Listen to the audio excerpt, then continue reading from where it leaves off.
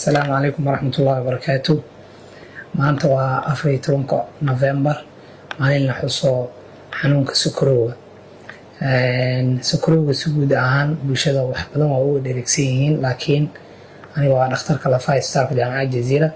waxaan rabaa inaan bulshada ka wacyigeliyo xanuun ay dhakhaatiirta lafaha ugu tagaan bukaanada sokorta muddada qaba. xanuunkaas oo ah nabro ka soo baxa cagta iyo lugaha oo loo yaqaano nabraha sokorowga, diabetic foot ulcers.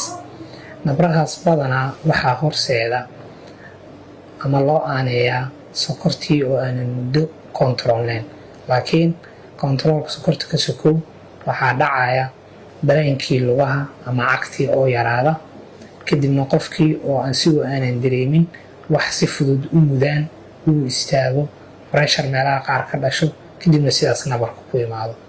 dhiiggii lugaha ay helayeen oo yaraada, kaasoo asigana sababa in nabar yar markuu meel ku dhaco reysashadiisii ay daado, kadibna infection si fudud ay ku qaado, iyo jug toosa oo meelihii ku dhacda sida meelaha lafaha kasoo taagan yihiin oo kale, ama qofkii oo qodax mudday oo kale, ama cadaadiskii meesha ka dhashay meelihii lafaha soo taagnaaya. marka saddexdaas shay waa wax ugu badan ee horseeda, laakiin saddexdaas shay nafsadooda marka jugta tooska laga reebo, labada kale waxaa loo aaneeyaa dareenka oo yaraado iyo dhiiggii meesha ay helaysa oo yaraado. waxaa loo aaneeyaa kontroolkii sokorta oo muddo aanan fiicneyn. marka xanuunada noocaas ee nabraha sokorowga ah waxay u baahan yihiin qofkii isku arka calaamaadkaas inuu si degdeg isbitaal u tago. way ka duwan yihiin nabraha caadiga ah ee dadka ay farmashiyaasha iyo meelaha fudfudud ku dhagi karaan, maxaa yeelay nabrahan infectionka ah dadka sokorowga qabo difaacooda sidii dadka caadiga maahan. waxay u nugul yihiin infectionkii inuu faafo, lafta gaaro. haddii lafta uu gaarana way adag tahay in si fudud lagu xakameeyo. dadka qaarna waxay u horseedaa in lugtii ama fartii ama adinkii la jaro. si looga hortago marka waxaa fiican in bukaanka xilli hore isbitaalka imaado, xilli horena lala tacaalo. maxaa loo sameynaya isbitaalka markuu imaado uusan guriga ka helaynin ama farmashiya uusan ka helaynin?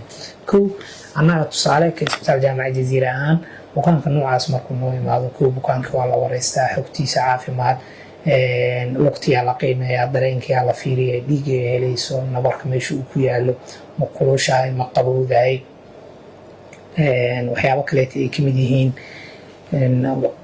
muuqaal ahaan sida ay u taalo. kadibna bukaanka waxaa loo diraa baaritaano ay kamid yihiin 3 bilood lasoo dhaafay dhiigga sokorta siduu ahaa, dhiigaga kaleeta keliya sidaa waaye, dhiigagii infectionka sidaa waaye. waxyaabahaasoo dhan iyadoo la qiimeynaya haddana nabarka dhicaana laga qaadaa, shaybaarkaa loo diraa, jawaabta intay kasoo baxayso bukaanka qalajiya guudaa la siiyaa.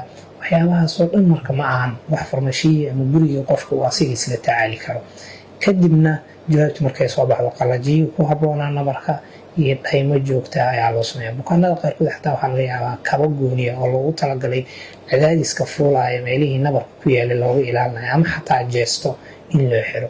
marka waxaan rabaa bulshada inaan fariinta aan u dirayna ay tahay in kow si looga hortago nabrahaas inay qaadaan, inay ku dadaalaan sokortooda inay kontroolaan, talooyinka dhakhaatiirta ay siinayaan oo ah cuntadooda, nolol maalmeedkooda, qaadashada daawada iyo waxyaabahaas ku xeeran kontroolka sokorta inay ku dadaalaan.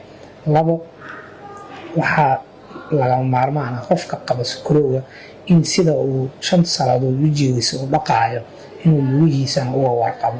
subax markuu soo tooso, xilliyada lugaha uu dhaqaayo waa inuu fiiriyaa, lugihii waa inuu fiiriyaa, waa inuu hoos fiiriyaa, waa inuu faraha dhexdooda fiiriyaa, waa inuu fiiriyaa meelo isbedbedelay, meelo ku kusyo ku samaysmeen, waa inuu kabihiisa fiiriyaa haddee wax qodaxa ama waxyaabo shaab ah oo mudi kale ay jiraan.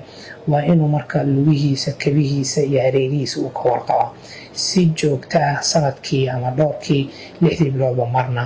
ugu yaraan sanadkasta xilliga check-upka la sameeya hadduusan halisyo kale uusan qabin waa inuu dhakhtarka tagaa, fiiriyaa, lala socdaa indhihiisa, keliyihiisa, maxaa la lahaa lugihiisa iyo xubnaha kaleeto ee sokorta badanaa saamayso.